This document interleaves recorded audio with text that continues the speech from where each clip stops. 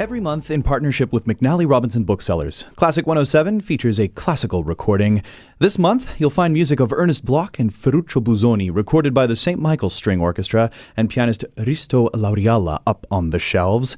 A 2007 recording led by none other than current Winnipeg Symphony Orchestra music director Daniel Raiskin, who joins me now. Hello. Hi there. Well, this Thanks for having me. Oh, it's a pleasure to have you here. This must be a little bit of a blast from the past. Yeah, they kept telling me that you were going to present and feature my new CD, and then I thought, well, I have a few that came out just a couple of months ago, but then they mentioned this CD, which is actually one of the first I've recorded, and it's like been there for 12 years. It has, and I know Canada is far away from Europe, but it took an awfully long time to get it here. Yeah, snail mail or something like that. So can you take us back to 2007? What was going on for you in 2007? Well, in 2007, I was actually still playing quite a bit of viola, and that was a very important time because shortly before that, I was appointed music director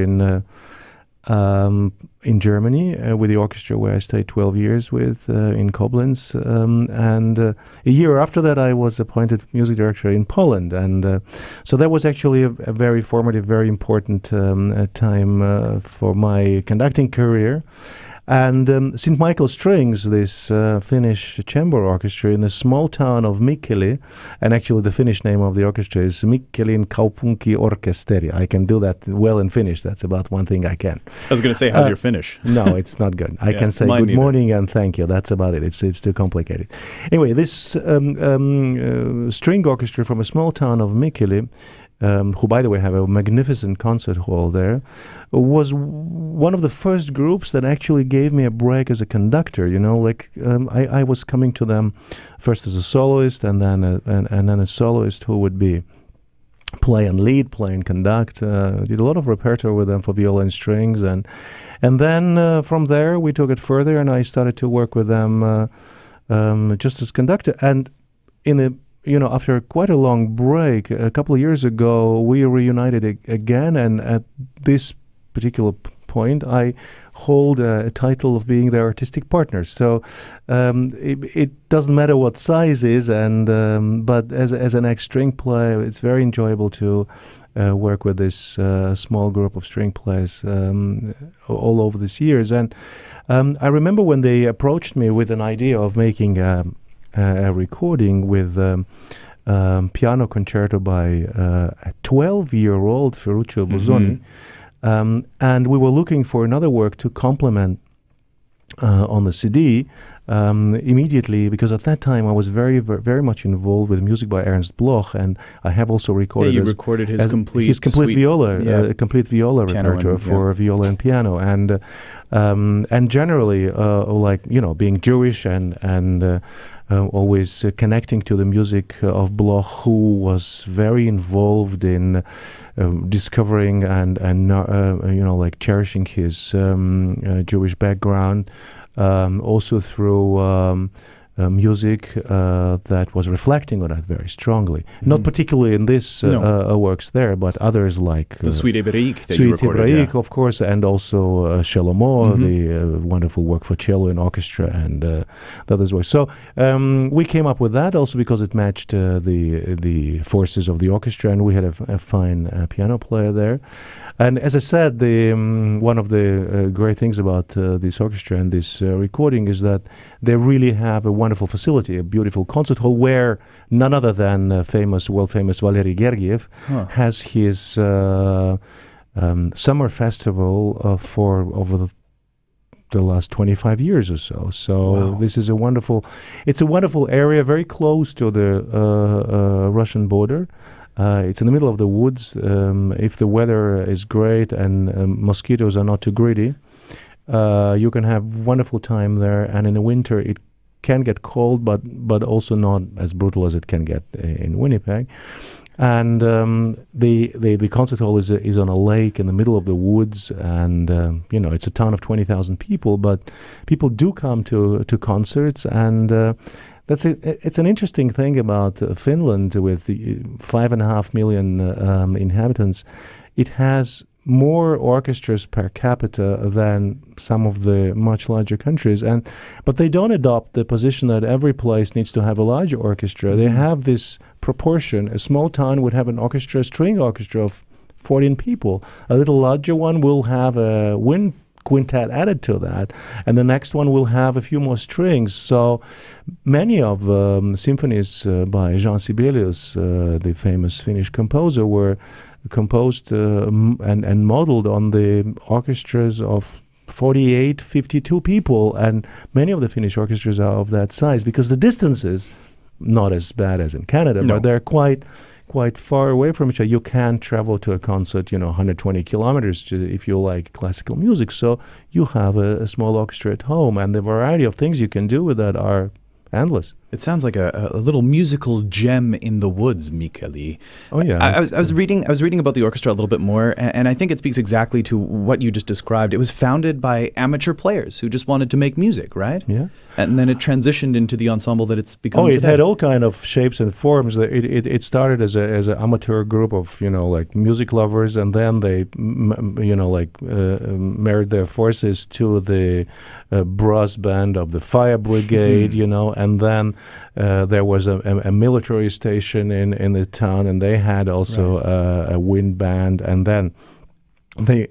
And until now, also once in a while, and I do participate in these projects too. They combine their forces with one or even two orchestras that are maybe 100, 120, 150 kilometers away from where they are, and they do larger scale works, but then repeat them 2-3 times in each and a place of residence of these orchestras. So they were always very inventive, but even so that the orchestra is just 14 players, it's the amount of and diversity of repertoire you can offer is immense.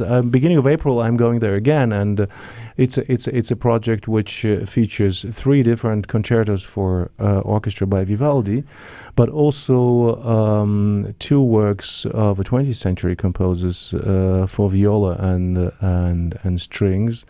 One by a Dutch composer, Leo Smit, who perished in one of the Nazis' camps during the Second World War, and another one by a living young female Bulgarian composer, Dobrinka Tabakova.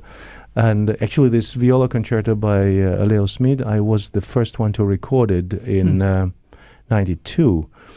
So now I'm performing it with a daughter of a very close friend of mine who became a wonderful violist herself, and I think she was born around the time I recorded this work. Oh wow! Yeah, it's really come full circle then, hasn't absolutely. it? So I mean, like you said, you are a string player. You were a string player, concentrating on that before you kind of made the change.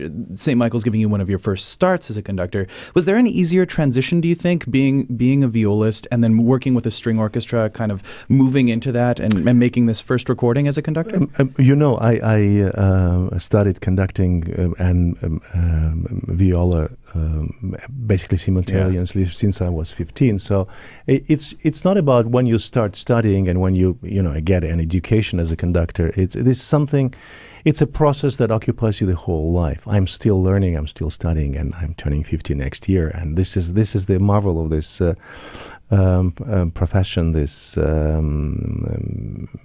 condition, that it never stops. So, but yes, I guess if you look at this from a point of view that the extension of my arm was for so long a bow, and then which is also basically a wooden stick, and then it became a baton, and this is how baton actually came around to be. Probably, and not only in Mikkeli, but with many orchestras, and some of them are in Finland too. Some of the very important steps of mine as a conductor, beginning of years of 2000, whether in Poland or in Finland or in Germany, coincided with my relationships with orchestras. I often performed as a soloist, and once you build this trust and you gain the respect of the players, and the string players in the orchestra are always the largest section, even if it's a symphony orchestra of the group. If you gain their respect for who you are as an instrumentalist and performer, then of course it's easier to have them on board, and being supportive when you start to basically tell them what to do as a conductor, which is not the most important thing about being a conductor. It's about creating the conditions for others around you to be the best they can and to give the best they can and to play and feel inspired and free. But yes, conductor is the only silent musician on stage, non-producing sound. So when they know that you actually can do it well, they open up in an easier way. So I in a way, it's a bonus to have the reputation of having been a decent player, even with the people who never heard me, but they heard that I had a name as a player. It kind of strikes a right message. Yeah, confidence in the person who's leading you. Yeah, absolutely. So let's talk a little bit about these two composers. Like you mentioned, they wrote for a similar size in these two works. Yeah. One of the other things that I kind of noticed right away, drawing a parallel or something to unite them, was that they're both sort of in a way neo-Baroque classical, neoclassical, yeah. In terms of the forms that they're employing. So, for instance, this Ernest Bloch, or Bloch, he writes in the concerto grosso form, right, which is indicative of the former period. Can you tell us a little bit about the two concerti grossi? Well, I think that as you said, this relationship of the 20th century composers with the music of Baroque was evident, and it's enough to name Igor Stravinsky, who had a long period in his creative career, really modeling his works, whether it's Pulcinello or Apollon Mussaget, on the music by Baroque composers. And I think the clarity, the simplicity, it's like taking a step back from being overly innovative and trying to find something new which drives us all the time.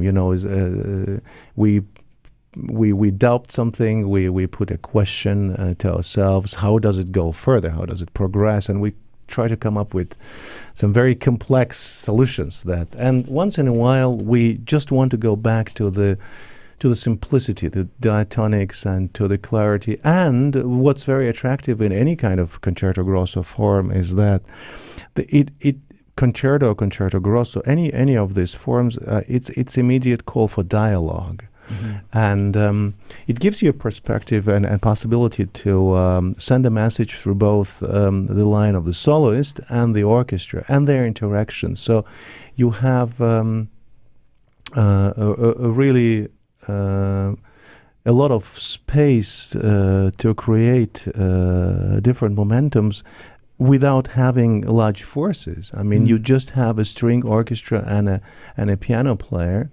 And in fact, the CD even contains a small transcription of the piano work just to complement, so that Busoni's work is not alone on the CD.